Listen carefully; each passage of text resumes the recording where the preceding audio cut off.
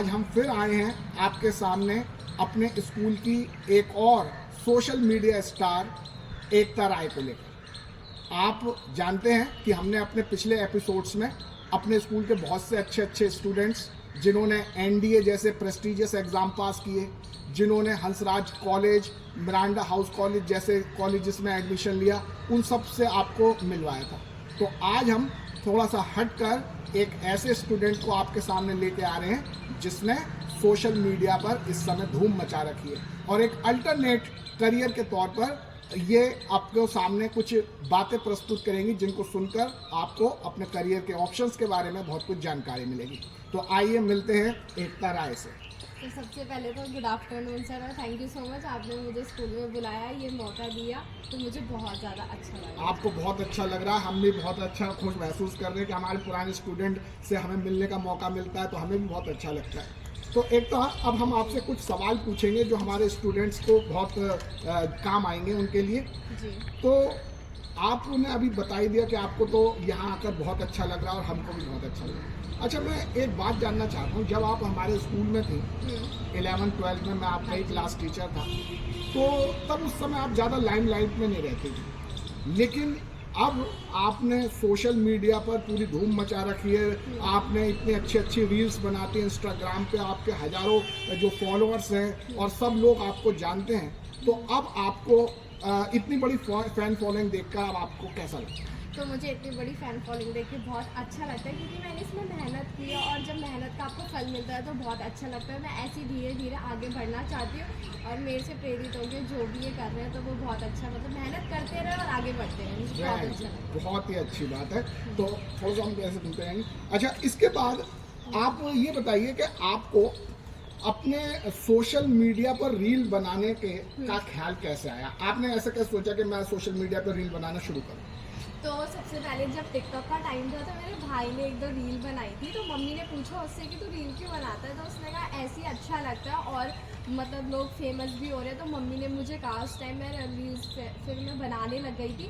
फिर क्या हुआ ना, ये टिकटॉक बंद हो गया, तो उससे पहले मेरे 4000 फॉलोवर कंप्लीट हो चुके थे। उसके बाद ये बंद हो चुका था, उसके बाद 11-12 आ गई, तो उस टाइम मैंने कंटिन्यू नहीं किया। उसके बाद जैसे ही मेरे 12th के एग्ज़ाम ख़त्म हुए, रिजल्ट आया, ख़त्म हुआ, तो उसके बाद मैंने फिर से शुरू कर दिया। तो मम्मी और भाई का सबसे ज़्यादा योगदान है मुझे इस चीज़ में बढ़ाने में। ओह, इसका मतलब आप 11-12 से पहले से ही रील बनाते हाँ थे, जी, लेकिन हमें पता नहीं चला, तुम छुपी रुस्तम निकले, इसका मतलब बहुत अच्छी बात है। अच्छा, अब एक अगला क्वेश्चन मैं आपसे पूछूंगा। आपको याद होगा एक बार 12th क्लास में मैंने आपके बोलने के अंदाज को देखकर आपको एक हमारे स्कूल में एक एक्सटम्पोर कंपटीशन हो रहा था, तो उसके लिए आपका नाम रिकमेंड किया था। तो क्या आपको तभी से अपनी छिपी हुई प्रतिभा के बारे में पता चला या आप शुरू से ही कॉन्फिडेंट थी कि आप में ये प्रतिभा?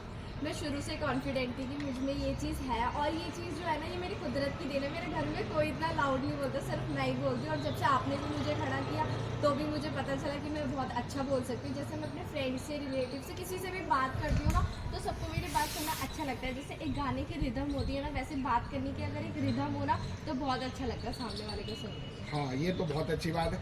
तो वो थोड़ा सा ऐसे घूमते रहा करो ताकि हम अलग अलग एंगल से शूट करते रहो। अच्छा, अब मैं एक और आपसे बात पूछना चाहूँगा इसके बारे में कि जब आप कोई रील बनाती हैं तो उसके बारे में आप किस तरह से प्लानिंग करती हैं?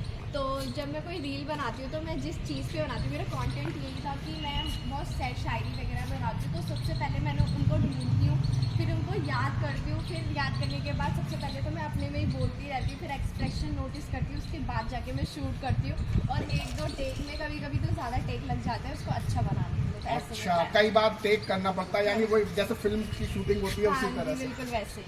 अच्छा, आप इतनी सुंदर इतनी अच्छी रील्स बनाती हैं, तो इस रील बनाते समय आपका कैमरा पर्सन कौन होता है, उसकी क्या क्वालिटीज है?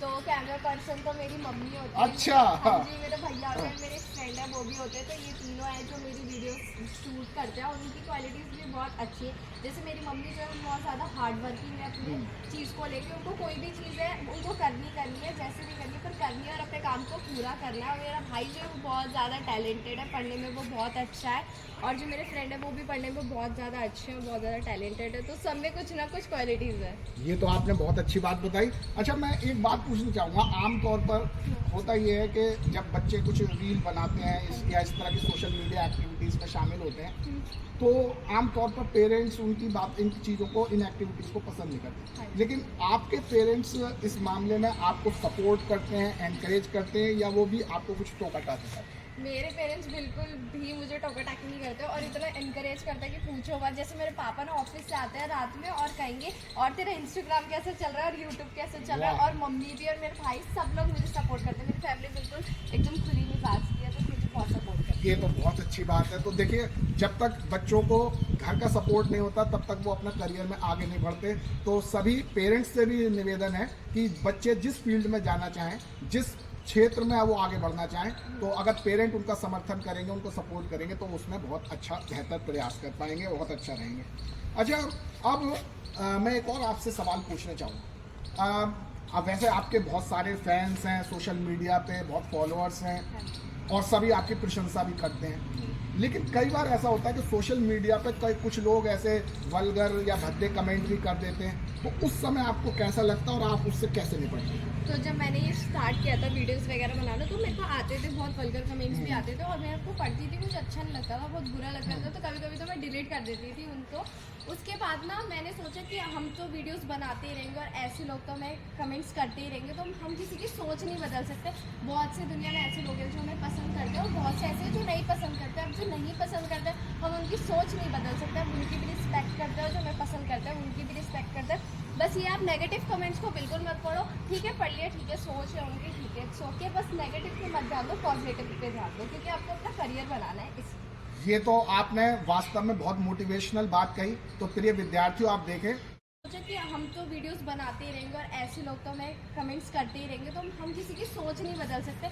बहुत से दुनिया में ऐसे लोग हैं जो हमें पसंद करते हैं और बहुत से ऐसे जो नहीं पसंद करते। अब जो नहीं पसंद करते हम उनकी सोच नहीं बदल सकते, हम उनकी भी रिस्पेक्ट करते हैं और जो हमें पसंद करते हैं उनकी भी रिस्पेक्ट करते हैं। बस ये आप नेगेटिव कमेंट्स को बिल्कुल मत पढ़ो, ठीक है पढ़ लिया, ठीक है सोच है उनकी, ठीक है सो के, बस नेगेटिव पे मत ध्यान दो, पॉजिटिव पे ध्यान दो, क्योंकि आपको अपना करियर बनाना है इस। ये तो आपने वास्तव में बहुत मोटिवेशनल बात कही।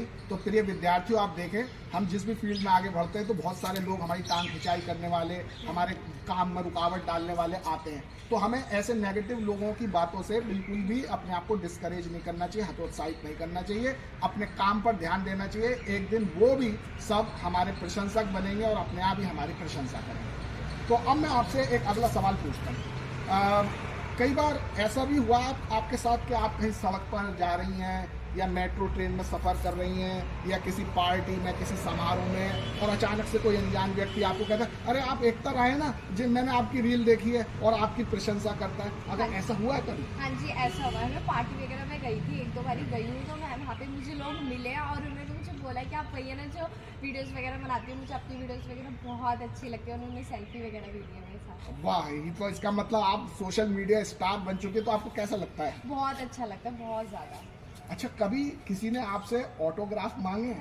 ऑटोग्राफ तो मेरे फ्रेंड्स ही बोल देते हैं कि मुझे अपना ऑटोग्राफ दे दे, कल को तो बहुत बड़ी इन्फ्लुएंसर बन जाए कि मैं भूल जाएगी, तो इसलिए वो लोग मांगते रहते हैं। वैसे अच्छा, बहुत अच्छी बात है, लेकिन बहुत जल्दी हमारी शुभकामनाएं कि आपके एक नहीं हजारों लोग ऑटोग्राफ लेने आएंगे।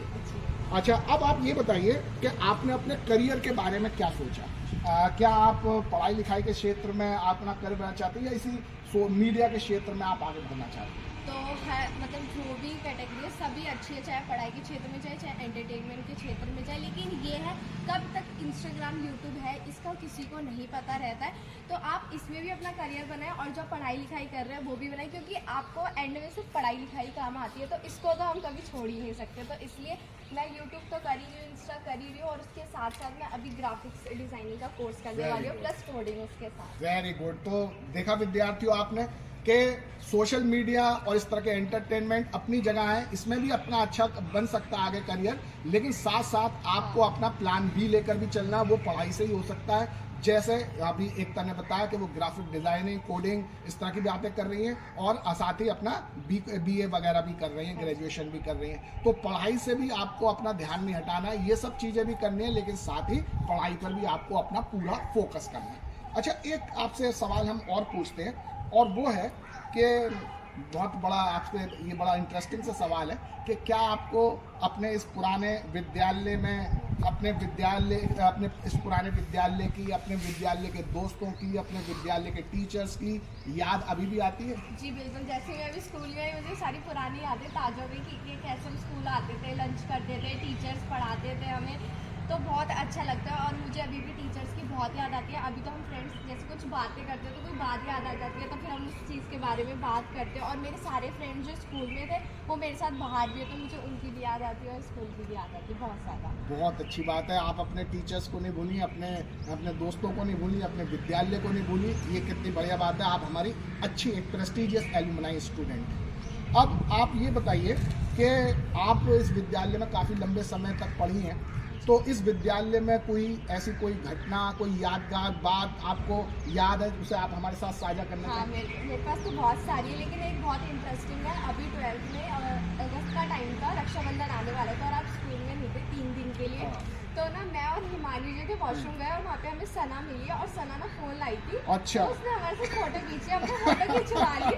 उसके बाद हम क्लास में आ गए, मैं और हिमानी तो क्लास में आ गए, वो लोग वहीं रह गए, उन्होंने पूरा पीरियड बंक कर लिया। और एक जूनियर स्टूडेंट थी जिन्होंने मैम को बता दिया, वो प्रिंसिपल ऑफिस गए, उनका फ़ोन ले लिया गया और सना ने मुझे और हिमानी को भी लेके चली गई हमारे साथ कि तुम भी सर को सॉरी बोलो, फ़ोन मिल जाएगा। पर प्रिंसिपल सर ने फ़ोन नहीं दिया, उन्होंने कहा अब सीधा रक्षाबंधन के बाद ही मिलेगा। और हमें डर इस बात का था कि अमित सर को नहीं पता चलना चाहिए, क्योंकि उनको पता चलेगा तो वो हमें डांटेंगे भी। उसके बाद हमारे पेरेंट्स को भी बुलाएंगे और जो 105 बच्चे की हमारी क्लास है उसमें इतनी जो बेइज्जती होने वाली है उससे हम बहुत डरते थे और बहुत डर रहे थे। पर अच्छा आपको पता नहीं चला, लेकिन मैंने अब आपको बता दिया। भाई वाह, देखो हमारे स्टूडेंट्स थोड़ी इस तरह से बदमाशियाँ भी करते हैं, कुछ मिसचीव्स भी करते हैं, ये भी एक पार्ट ऑफ स्टूडेंट लाइफ है, ये भी बहुत अच्छा है। लेकिन ये भी बहुत अच्छा है कि ये सब बच्चे मुझे एक तरह से बहुत रिगार्ड भी करते थे एज ए क्लास टीचर और अपना एक ट्रू फ्रेंड के तौर पर, क्योंकि मैं इन सब का ध्यान भी बहुत रखता था और साथ ही डांटता भी बहुत था ताकि ये सब अच्छे रास्ते पर चले। तो एक और क्वेश्चन आपसे पूछते हैं कि इस समय पढ़ाई के क्षेत्र में आप क्या कर रही हैं? इस समय मैं BA प्रोग्राम कर रही हूँ और जस्ट नेक्स्ट मंथ ही मैं ग्राफिक प्लस कोडिंग करने वाली हूँ। अच्छा, और वेरी ये गुड। एंटरटेनमेंट की दुनिया तो मैं कर ही रही हूँ। ये तो आप कर रही है, वेरी गुड, बहुत अच्छी बात है।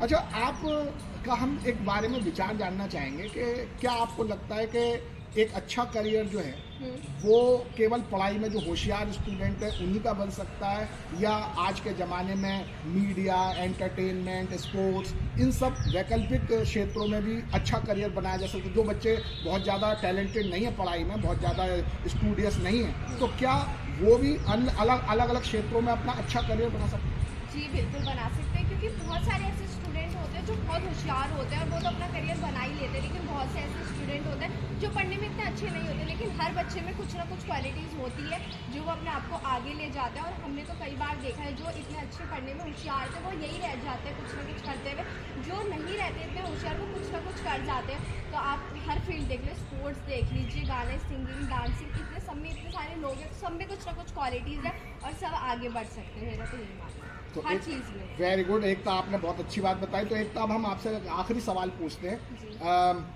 आपने अपने क्षेत्र में आप अच्छा कर रही हैं, तो आप बताइए कि आपके जो जूनियर स्टूडेंट्स हैं, जो आने वाले स्टूडेंट्स हैं, उनके आप क्या सलाह, क्या संदेश देना चाहेंगे? मैं उनको सिर्फ यही सलाह और यही संदेश देना चाहूँगी कि आप कुछ भी करें, आपको अपने पढ़ाई के क्षेत्र में जाना है या फिर एंटरटेनमेंट की दुनिया में जाना है, स्पोर्ट, डांसिंग, सिंगिंग, किसी में भी जाना है, लेकिन सही तरीके। लगता है कि एक अच्छा करियर जो है वो केवल पढ़ाई में जो होशियार स्टूडेंट है उन्हीं का बन सकता है, या आज के ज़माने में मीडिया, एंटरटेनमेंट, स्पोर्ट्स, इन सब वैकल्पिक क्षेत्रों में भी अच्छा करियर बनाया जा सकता है? जो बच्चे बहुत ज़्यादा टैलेंटेड नहीं है पढ़ाई में, बहुत ज़्यादा स्टूडियस नहीं है, तो क्या वो भी अलग क्षेत्रों में अपना अच्छा करियर बना सकते हैं?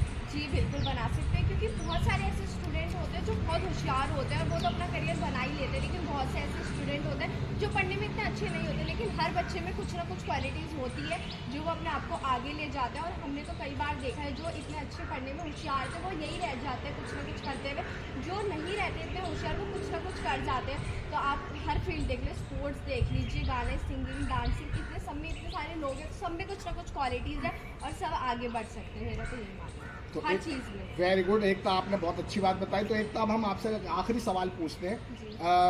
आपने अपने क्षेत्र में आप अच्छा कर रही हैं, तो आप बताइए कि आपके जो जूनियर स्टूडेंट्स हैं, जो आने वाले स्टूडेंट्स हैं, उनके आप क्या सलाह, क्या संदेश देना चाहेंगे? मैं उनको सिर्फ यही सलाह और यही संदेश देना चाहूँगी कि आप कुछ भी करें, आपको अपने पढ़ाई के क्षेत्र में जाना है या फिर एंटरटेनमेंट की दुनिया में जाना है, स्पोर्ट, डांसिंग, सिंगिंग, किसी में भी जाना है, लेकिन सही तरीके से जाना, कोई गलत तरीके से मत जाना। जो भी करना डंके की चोट पे करना, अपने माँ बाप को बता के करना, क्योंकि कुछ भी अपने माँ बाप से मत छुपाना, क्योंकि जो भी हमारे माँ बाप हमारा साथ ज़रूर देते हैं। तो जो भी करना, बस अपने माँ बाप का नाम रोशन कर देना, क्योंकि वो हमारे लिए बहुत ज़्यादा मेहनत करते हैं, सुबह जाते हैं, रात में आते हैं, हमारे लिए हर चीज़ करते हैं, किसी चीज़ की कमी नहीं छोड़ते। तो हमें भी उनका नाम रोशन करना है और अपना भी नाम रोशन करना है। तो बहुत ज़्यादा से ज़्यादा और आप अपने लोग मेहनत करें, अपने टीचर्स का नाम हाँ, भी, अपने टीचर्स का नाम, अपने स्कूल का अपने नाम, स्कूल का सब चीज़ रोशन करनी है कि आपको गर्व हो। गर्व हो। Very good. तो देखा विद्यार्थियों, आपने एक तरह कितनी अच्छी अच्छी बातें बताई, और मुझे उम्मीद है कि जो आजकल सोशल मीडिया का इतना इन्फ्लुएंस है, आप सब भी रील्स बनाते हैं, तो वो भी अच्छी चीज़ है, वो भी बनाइए, लेकिन अपनी पढ़ाई पर भी पूरा ध्यान देना है, और साथ ही उन सब चीज़ों को ध्यान में रखते हुए अपने को बहुत आगे बढ़ाना है, जिससे आप अपने माता पिता का, अपने स्कूल का, अपने शिक्षकों का नाम रोशन कर सकें। और अब क्योंकि इतनी बड़ी सोशल मीडिया स्टार हैं हमारे साथ, तो हम एक छोटी सी रील इनके साथ यही बनाना चाहेंगे। तो भाई एकता, आप हमें बताइए कैसे कोई नई रील कैसे हम बना सकते हैं? तो सर आप उधर से अच्छा, आइए, मैं इधर से ओके। आप बीच में आइए। आप इधर आइए। ओके, तो अब हम ऐसे आएंगे और वैसे। ओके। तो आप पहले उनको ले लीजिए, फिर मुझे ले लीजिएगा। ओके।